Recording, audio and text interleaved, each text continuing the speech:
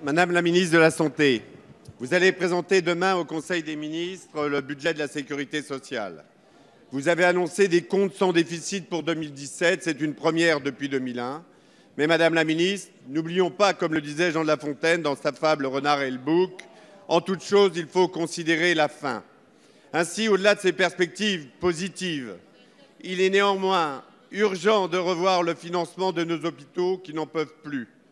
Et puis, à l'heure d'Octobre Rose, sur la prévention du cancer du sein, après le remboursement des prothèses mammaires, comment ne pas réévaluer la prise en charge des prothèses capillaires et du matériel d'appareillage indispensable au bien-être des patientes? Enfin, nous n'avons pas compris l'annonce en plein mois d'août de 200 millions d'euros d'économies prévues sur la santé à domicile, qui concerne 1 500 000 patients. 250 prestations étaient prévues à la baisse, avec des conséquences pour certains services à domicile, lits médicalisés, perfusion. Ainsi, des malades d'Alzheimer ou des diabétiques verraient des remboursements diminuer de leurs prestations médicales diminuer d'au moins 10%. Et pour les 800 000 malades de l'apnée du sommeil, les remboursements baisseraient, eux, de 30% en 6 ans. La prise en charge à domicile des patients et le virage ambulatoire que vous portez et souhaité par les Français seraient de fait pénalisés.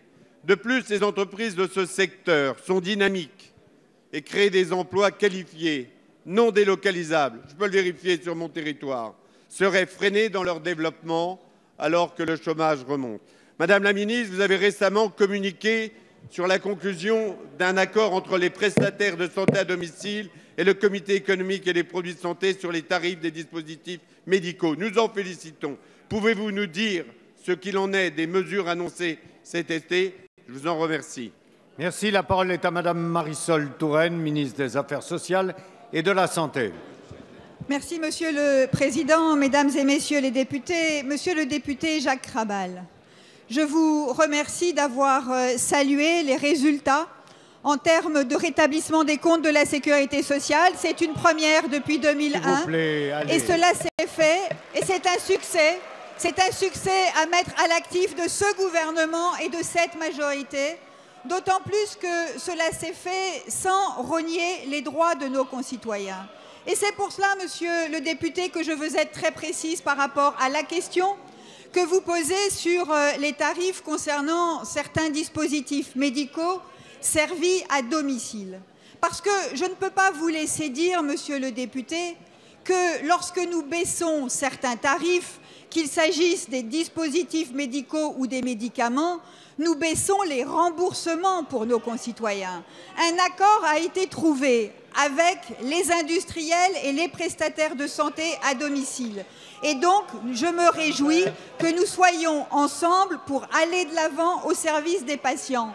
Mais je veux dire, Monsieur le député, que les patients sont remboursés sur la base de ces tarifs, qu'il n'y a pas de déremboursement et que la sécurité sociale prend en charge sur la base des tarifs qui sont déterminés. De la même manière, Monsieur le député, vous évoquez la situation des malades du cancer, puisque nous engageons le mois d'octobre, Octobre Rose pour les femmes victimes du cancer du sein. Je veux dire que c'est pour moi une préoccupation. Nous avons revalorisé les tarifs des prothèses mammaires. Nous avons mis en place un nouveau traitement pour les malades, non pas du cancer du sein, mais du cancer de la prostate. Nous faisons en sorte d'améliorer la prise en charge du dépistage. Vous le voyez, Monsieur le député, la prise en charge des malades est une priorité de tous les jours de ce gouvernement et nous le faisons tout en rétablissant les comptes de la sécurité sociale. La parole est à Monsieur Alain Chrétien.